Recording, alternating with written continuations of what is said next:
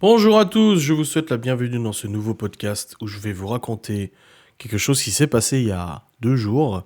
Donc c'est une story time, donc 2 jours, mais vous verrez pas ce podcast tout de suite, ça sera du coup quelques jours après, mais pas le 1er mai, la nuit du 30 avril au 1er mai, je crois, il s'est passé un truc de trop bizarre, je vais pas dire de fou, c'est pas fou, mais trop bizarre dans cette maison où j'habite. Voilà, c'est quelque chose de peut-être explicable, de peut-être pas explicable, mais je me suis dit que ça serait intéressant de vous en parler. Alors, vous savez, voilà, je fais des enquêtes paranormales depuis maintenant plusieurs années, voilà, donc j'ai quand même assez roulé ma bosse là-dedans. Pour ceux qui ne me connaissent pas forcément, voilà, je produis une émission sur une chaîne qui s'appelle Ghost and Us Paranormal et sur un site internet ghostandusparanormal.fr où je vais sur des lieux abandonnés avec mon acolyte et nous réalisons du coup des enquêtes paranormales. On essaie de rentrer en contact avec des entités, des choses comme ça. Et j'ai vécu, du coup, avec ces expériences, quand même pas mal de choses. Hein. J'ai quand même vécu pas mal d'expériences assez marquantes et tout, que je n'explique toujours pas, hein, bien évidemment. Mais c'est toujours assez perturbant quand il se passe quelque chose alors que tu t'y attends pas ou que tu le cherches pas. Voilà. T'es en enquête, t'es dans un lieu abandonné, il y a un bruit, des bruits de pas, une porte qui claque, une porte qui se ferme, des voix, des trucs. Bon, t'es là pour ça à la limite, même si ça fait peur. Hein, forcément, t'es pas là trop bien, parce que ça fait quand même peur. Tu t'y attends. Sauf que là, il s'est passé un truc en pleine nuit que je n'explique pas du tout. En tout cas, pas pour l'instant. Peut-être que j'arriverai à trouver l'explication, mais c'est trop particulier. Alors, vous savez, on vit dans une maison qui n'est pas si vieille que ça. Hein, elle a une trentaine, quarantaine d'années, la maison. Donc, c'est pas non plus... voilà, elle n'a pas été construite sur un cimetière indien ou je ne sais pas quoi. Du folklore un petit peu local qui pourrait laisser penser que ouah, c'est hanté ou quoi que ce soit. Mais il s'est passé des trucs. Alors, il se passe régulièrement des choses dans cette maison. Depuis qu'on y habite maintenant depuis plus de 2 ans, on a déjà entendu des bruits de pas, on a déjà entendu des voix, on a déjà entendu des portes, on a déjà entendu des bruits bizarres. Une fois, je crois que le plus marquant, c'est qu'on était au salon avec Laurent en train de regarder la télé. Les enfants n'étaient pas à la maison et on a entendu en fait des couverts. Genre des couverts comme si on était en train de manger à table, tu vois. Et à ce moment-là, on a rigolé, on a dit, vous pouvez ranger votre vaisselle après, tu vois. Nous, on réagit comme ça quand on entend des choses, voilà, on part pas on s'excite pas, on part pas en délire, mais voilà, on s'exprime et tout ça, et puis voilà. Sachant que c'est très important pour moi, et je l'ai dit depuis longtemps, souvent les gens me demandent, est-ce que t'as allumé tes appareils de détection chez toi? Est-ce que tu ferais pas une enquête chez toi? Parce que j'ai déjà dit qu'on avait entendu des choses. Voilà, encore une autre chose marquante, c'était il y a quelques mois, j'ai tourné une enquête à Épinal, près d'Épinal. Et en fait, en parallèle, Laura a entendu des voix, des bruits et tout à la maison. Alors que moi, en fait, dans l'enquête, ça m'a dit, je vais aller la voir, Laura, tu vois. Donc, il semblerait qu'une entité qui connaisse Laura soit allée, du coup, chez nous et lui ait fait un peu peur. Parce qu'elle a été effrayée, elle est partie en voiture genre à 23h, le temps que je revienne en voiture aussi, parce qu'elle n'osait plus aller à la maison et tout. C'était une expérience assez folle. Vous retrouverez d'ailleurs l'enquête sur le site ghostandusparanormal.fr, vous pouvez louer les deux épisodes, qui font plus de 2 heures chacun, et voilà. Donc les gens me demandent souvent, ouais, est-ce que tu aurais pas envie d'allumer tes appareils, est-ce que tu aurais pas envie de faire une enquête? Et ben je réponds non. C'est notre lieu d'habitation. Ce qui se passe nous compromet pas non plus, ça n'effraie pas, les enfants ne l'entendent pas forcément, et puis nous ça nous effraie pas, donc j'ai pas envie de sortir les appareils, commencer à remuer ce qu'il peut y avoir, ou commencer à me poser des questions et tout, ça ne m'intéresse pas, voilà, on vit ici, il se passe des choses qu'on n'explique pas forcément, mais qui peut être parfaitement explicable, je pense, sous certains aspects, et j'ai pas envie d'insister, tu vois. Sauf que là, encore l'autre jour, il s'est passé un truc. Au-delà des bruits de pas, des bruits de porte, des trucs, on entend des fois marcher. En fait, on est au rez-de-chaussée, on entend marcher dans notre chambre parce que la chambre est juste au-dessus du salon et on entend des bruits de pas et tout ça. Alors tu reconnais si c'est des bruits des chats, tu vois, ou autre. Et bah là, pour le coup, c'était assez particulier. Donc c'est pour ça que je voulais vous en parler en vidéo. Alors ça ne va pas me pousser à sortir mes appareils. En pleine nuit, je n'ai pas sorti le KA2, la Spirit ou quoi que ce soit. Comme je vous l'ai dit, je reste sur ma position que je ne sortirai pas d'appareil dans mon domicile et que je ne ferai pas d'enquête dans mon domicile. Mais voilà, j'étais en train de dormir, donc on était en pleine nuit. Je me suis réveillé d'ailleurs à plusieurs reprises cette nuit-là parce que j'arrivais pas à dormir. Donc je me réveillais, j'allais aux chiottes, je pissais un coup, j'allais boire un coup, je me posais sur le PC quelques minutes, le temps de guigner 2-3 trucs, je retournais au lit. Vraiment, c'était une nuit un peu agitée, un peu difficile. Du coup, ça peut marquer un petit peu le début d'une explication. Je me rendors, donc je m'étais levé à 1h, à 2h, à 4h, et vers 5h du matin, je retourne me coucher, je me rendors, Et en fait, je rêve de quelque chose. Alors, je ne sais plus de quoi je rêvais, mais c'était un rêve où ce qui s'est passé n'a pas de logique. Parce que des fois, tu sais, il se passe des trucs dans tes rêves et t'as l'impression que c'est en vrai, alors qu'en fait, c'est pas en vrai, c'est dans tes rêves, tu vois. Donc, tu te réveilles, t'as toujours un peu le doute et tu dis, ah ouais, non, je sais pas, imaginons, t'es en train de rêver, tu rêves qu'un hélicoptère passe au-dessus de la maison, t'entends le bruit de l'hélicoptère, t'as vu, je le fais bien. Et du coup, tu te réveilles, tu dis, ouais, j'ai entendu un hélico, et en fait, c'était pas du tout un hélico, c'était tout simplement dans ton rêve que tu l'as entendu, mais ça te paraissait super réel. Sauf que là, j'étais en train de rêver, et j'ai entendu toquer, genre, comme ça. Et dans mon rêve, j'entends toquer. Et dans mon rêve, ça n'a pas de logique d'entendre toquer. Je continue de rêver et tout, je m'en souviens parfaitement, et je rentends dans le rêve. Je me dis, attends, dans le rêve, je me souviens bien que dans le rêve, je me suis dit, il y a un truc qui se passe qui est pas logique, tu vois. J'adore ce genre de rêve un peu conscient, tu vois. Savoir que tu rêves, ça c'est excellent, tu vois. Et du coup, je entends toc toc, et là j'entends des bruits de pas. Dans le rêve, j'entends des bruits de pas, mais ces bruits de pas que j'entendrais parfaitement dans la maison si j'étais réveillé, tu vois. Et là, dans mon rêve moi-même, je me dis, il y a un truc qui cloche, il y a quelqu'un qui est dans la maison. Du coup, je continue de rêver, parce que bah ça me réveille pas forcément, mais c'est trop bizarre d'expliquer ça, mais mon esprit est conscient qu'il y a un truc, et je rentends de nouveau toquer à la porte de la chambre. Et là, je me réveille, et tout de suite, ni une ni deux, je me suis levé, je me suis dit, il y a un gosse qui va pas bien, il est venu toquer à la porte, parce que voilà, c'est déjà arrivé en 2 ans, 1 ou 2 fois, que un gamin ait fait un cauchemar, ou soit malade, tu vois, et vienne toquer à la porte parce qu'il est pas bien, comme moi je faisais pour mes parents.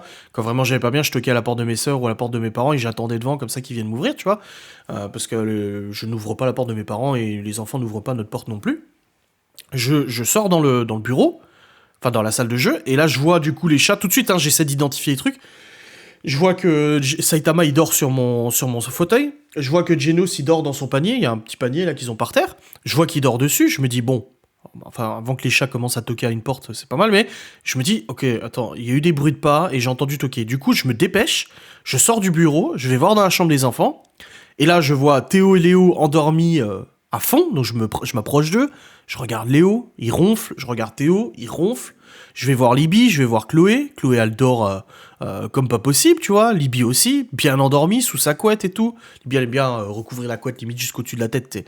Alors qu'elle a pas peur, hein, mais c'est juste qu'elle aime bien être sentir comme ça, tu vois. Ça fait plus longtemps qu'elle fait ça. Et du coup, je me dis, non mais attends, les enfants, ils dorment tous. C'est pas normal. Et là, en fait, en sortant de la chambre des filles, j'ai Théo qui se réveille un peu. Et je lui dis, rendors-toi, c'est pas l'heure et tout. Puis il est dans les vapes, tu vois, il se rendort. Je me dis, mais c'est bizarre, parce que si un gosse était venu toquer à la porte, déjà il aurait ouvert la porte du bureau et les chats se seraient barrés. Parce que les chats, en fait, ils ont la petite manie, quand ils entendent quelqu'un marcher la nuit, même moi quand je vais aux chiottes et tout, je dois tout le temps les pousser parce qu'en fait ils essaient de se faufiler et de sortir du bureau et de la salle de jeu pour aller se promener. Et le problème c'est que les enfants dorment avec la fenêtre ouverte, la porte ouverte, pardon.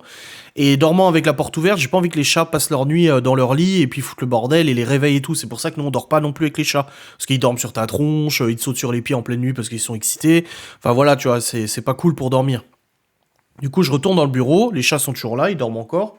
Ils sont même pas réveillés, exceptionnellement cette fois ils ont pas essayé de se barrer, tu vois. Et je retourne dans la salle de jeu, je regarde notre porte, je referme notre porte et tout.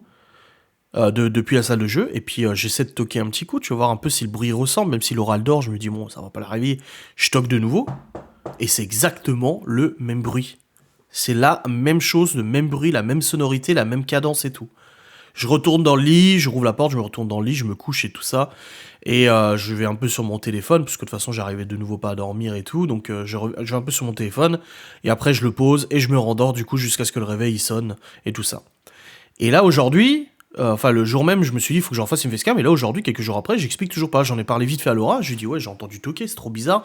J'en ai parlé en vlog. J'ai dit, ouais, il s'est passé un truc trop bizarre. Et ça s'est pas reproduit. Le truc, en fait, c'est que les bruits de pas combinés les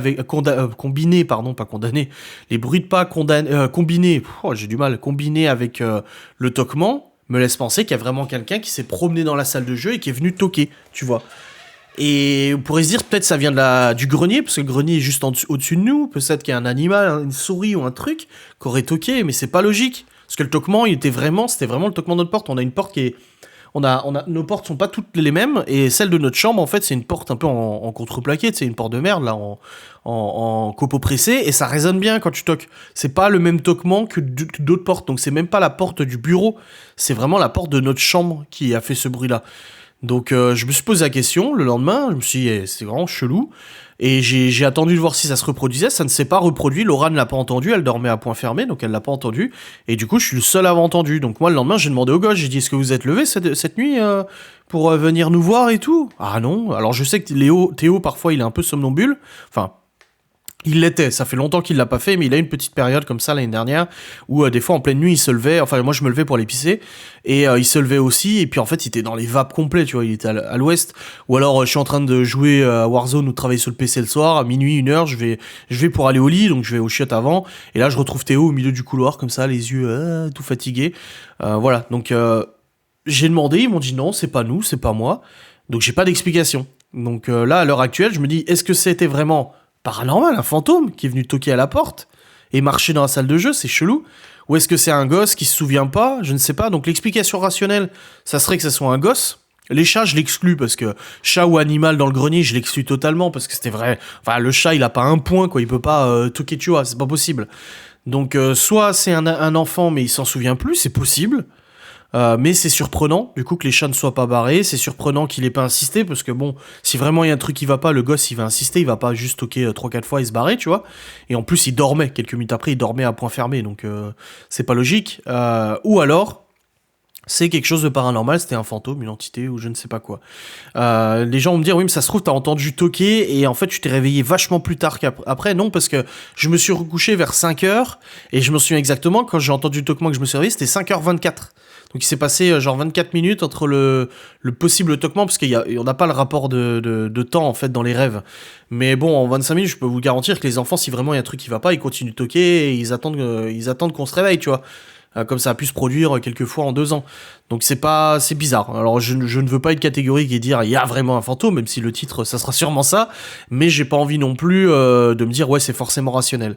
Alors est-ce que ça m'a fait peur? Bah ça m'a surpris, peur non parce qu'on a déjà entendu pas mal de choses dans cette baraque, mais je reste quand même aux aguets parce que je me dis ça va peut-être se reproduire et c'est assez particulier, surtout que cette pièce, à la base, il n'y avait pas de porte. Donc tu peux pas dire que c'est une entité résiduelle qui vient dans cette pièce, parce qu'en fait, cette pièce, à la base, c'était là où on déposait les bottes de paille. C'était un grenier, même pas un grenier, oui, c'était un grenier, un dépôt, tu vois. Donc c'est l'ancienne propriétaire qui a réagencé, qui a rénové tout ça pour en faire une chambre et une salle de jeu. Mais à la base, il y avait rien ici. Donc il n'y avait pas de porte. Donc c'est ça qui est bizarre.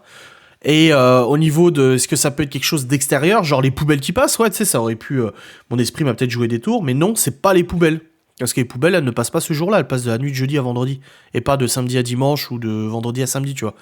Donc c'est trop bizarre, ou alors c'est mon rêve, ou alors je l'ai totalement rêvé, il ne s'est rien passé, personne n'a toqué, personne n'a marché, mais dans ce cas-là, mon rêve a été très très fort pour me faire croire ça alors qu'il n'y avait aucune cohérence. Je sais pas.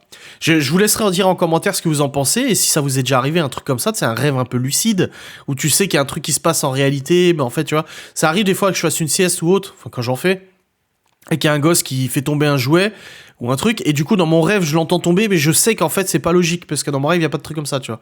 Est-ce que ça vous est déjà arrivé? Je suis curieux de le savoir. Voilà. Donc j'espère que ce petit podcast vous aura plu, cette petite confession paranormale vous aura plu. En tout cas je suis content d'avoir partagé, et j'ai hâte d'avoir vos retours là-dessus. Je vous fais des bisous, je vous dis à très vite, salut.